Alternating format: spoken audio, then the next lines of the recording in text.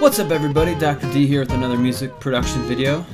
Today we're going to be learning how to pitch correct voices or vocals in Logic Pro, which is my preferred way of doing this. I've used Waves in Tune and I've used Melodyne, but Logic Pro's pitch correction feature is pretty awesome and it stacks up to Melodyne, so why spend the extra money?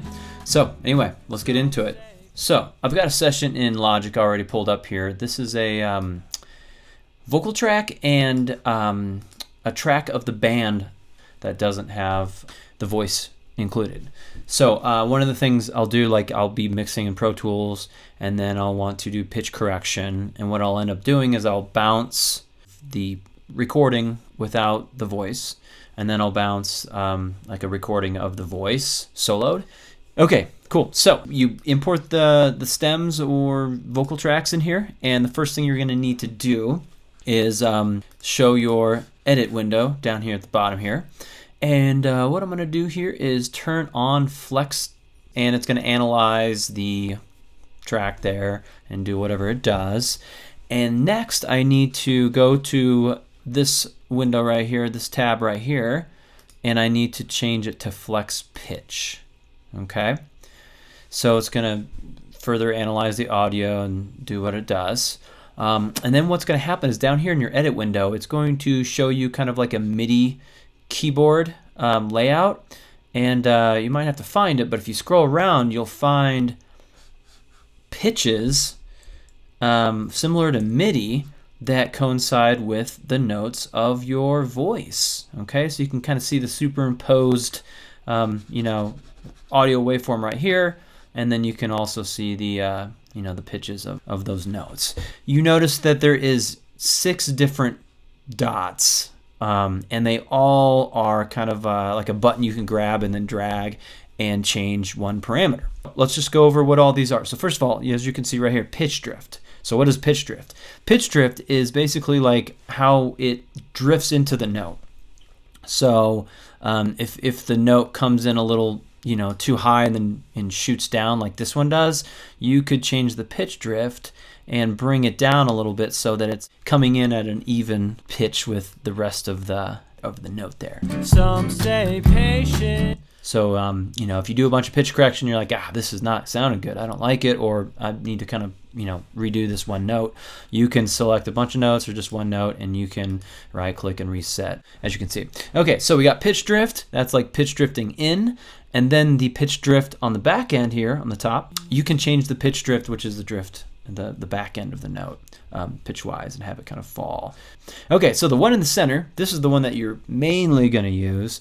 This is the fine tuning of the pitch. So if your note is too sharp or flat or whatever, it looks like mine might be sharp. I'm grab that top button and drag it down. Oops. Be careful. Don't select multiple things and do this, because you'll move multiple things at once.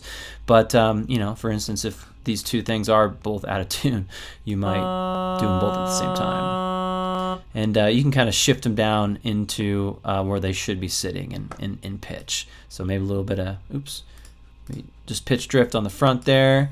Okay, cool. So that is the fine tuning of the pitch. This is pitch drift out, pitch drift in. Let's talk about the ones on the bottom. Okay, so the bottom left is gain. So for instance, if one of your notes is quieter than the other, like over here, how about this? Here's a note. Like this note right here is kind of quiet. It gets lost, right? I could turn up the gain, and as you can see, you see that waveform right there getting bigger? Yeah, so you can kind of make gain adjustments rather than putting an edit in and kind of gaining up that clip. You can do it here in the editor with the pitch correction stuff. So that is gain, turning a note down or up. The vibrato is vibrato. It's kind of like a wavering of the pitch. It's basically a lot of times what it ends up doing, like on a short note like this, it basically takes out the variations in pitch. Okay, so now my pitch drift is a little funky, but and a lot of times when I mess with this, I don't usually mess with the vibrato unless I've got something that's kind of wavy. Like for instance, maybe this note is a little better example. Like it's a little, it kind of starts flat, it goes sharp, it's just kind of, and then it bumps up at the end, it's kind of shaky. I could take the edge off some of the pitch variations, make it a little bit flatter, and then I can shift it probably up there. I usually sing flat, so let's go sharp with it. And maybe fix that pitch drift, and maybe a little bit of pitch drift on the back end, and see what that note sounds like. Okay, cool. So it's perfect. It's in pitch now. You have to be kind of careful when you're doing this, because if you don't want your voice tracks to sound like they've been pitch corrected, you have to do this in kind of subtle manners. Some say patience. Pretty good, yeah, cool. That's why I love using this. It doesn't really sound like it's been pitch corrected. Okay, cool. So gain, the center knob, vibrato down at the bottom, and the far right knob, this is format shift. So format shift, basically what it means is kind of like the tone of that sound. So let's do it on this one. Okay, so if I format shift and listen to it again, do a little bit more format shifting. Oh, yeah, it's the same pitch, but it's got this darker tone to it, right? So how I kind of interpret this, hopefully this isn't annoying, but it's kind of like how your mouth shape is when you sing, and sometimes I'm trying to sing the same pitch, but you hear how different that sounds. That is sort of what the format shifting does. And if you have like a part of your vocal track that like got a little knee, you could take the edge off by format shifting it down and kind of bringing it to a little bit more of a diaphragm, stomach kind of chest voice type of thing if it was too nasally. So that's kind of how I understand that and what it sounds like to me. So this song, if I remember right, is in the key of G major-ish. It's kind of starting on a D7 chord and doing like, A minor, D7 to G major. So I kind of know the key. One of the things I can do is I can do the scale quantize feature. So right now it's off, but I could change the key to, G major, and I can select a group of notes, and I can turn the pitch correction knob up to 100% or 50% or 75 or whatever, but it's going to do basically that percentage of pitch correction. So if you want it like perfect, you slam it to 100, and now everything has been shifted into the grid of the scale G major. But I've never been much. Okay, so sometimes it works pretty good. Sometimes you might have to catch a few notes that get shifted into the wrong note on the scale. But if you're in the ballpark as a singer, this works pretty well too. If you just got to listen back to it and make sure that things are not sounding crazy or weird. Same thing here. I can select this whole phrase, turn that up, and then listen to it. All them feelings, they can't hurt you. Okay, cool. All right, more or less, that is the pitch correction feature of Logic. And when I go through and do this, I'll talk about the process now. Sometimes I will just go phrase by phrase. I'll listen to it first. If you lower, maybe turn the music down. So I'm just having the music in here as a reference. I'm really kind of focusing on the sound of the voice and making sure I can clearly hear any intonation or pitch problems. If you lower your expectation. Okay, so when you back that music down a little bit, you can hear the voice a little bit better and focus on that. So obviously I can see several notes here are a little slightly out of pitch. Sometimes I might just zoom in a little bit and I'll just do a little... I'll just kind of shift them around a little bit, fix them. Sometimes I will just select the entire phrase like that. Go ahead and do the pitch correction and listen back to it. If you lower your expectations. So there's a couple notes like that are a little questionable. This one right here, I noticed. So maybe I'll just go ahead and select that one and choose, right click on it. Let me zoom out. wrong button. Here we go. Right click on this guy and choose reset all. Okay, let that kind of be what it was. Also, I think this one sounded kind of like goofy too. If you lower, dun dun. So it should be if you. So this got shifted to the wrong note. I can also grab it with the grabber tool when the hand appears, and I can just like throw that sucker up.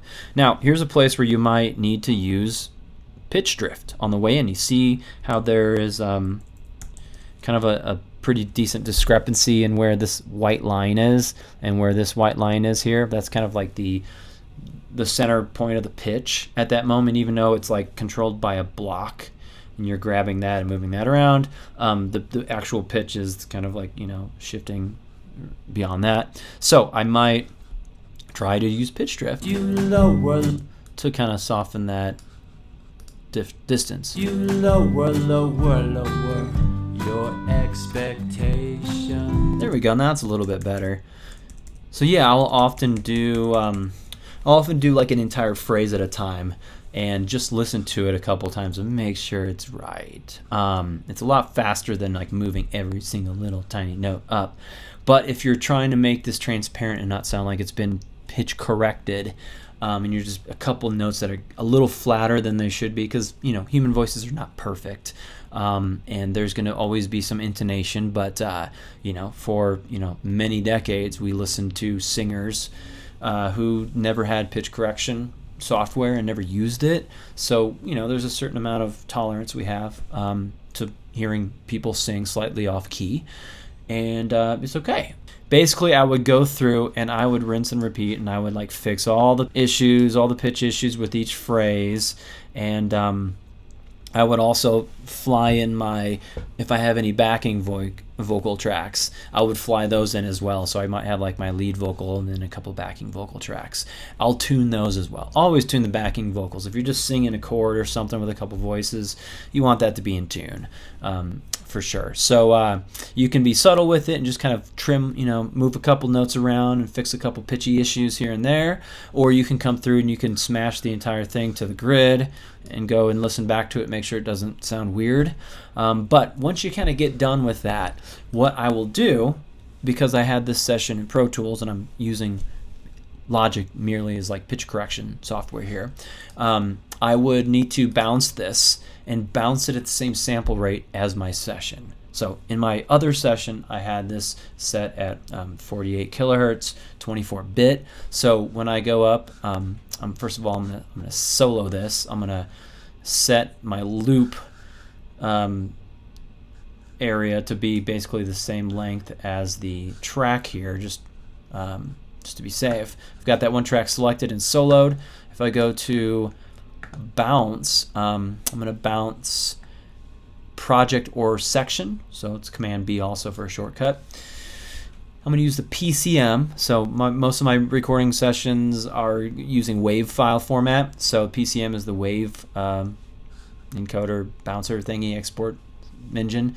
So I got WAV, I got 24-bit 48, file type split or interleaved. So this is kind of a reality of bouncing things out of Logic. You kind of, in bouncing most in general, but it's going to bounce things either as a left and right audio track, two separate tracks, left audio, right audio, two separate tracks. That's what the split does.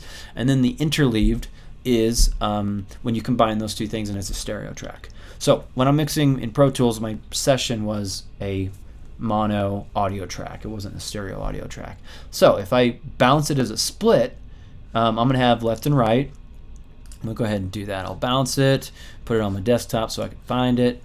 It's just a left audio track, but it's just mono. So when I fly it into my my other session, I won't have to deal with the issue of like a stereo track that doesn't fit into my previous mono voice track. All right, well, thanks for watching. Be sure to hit subscribe and turn on notifications and check out the other videos. We'll see you in the next video, and happy producing and composing and making music. Go get it. Peace.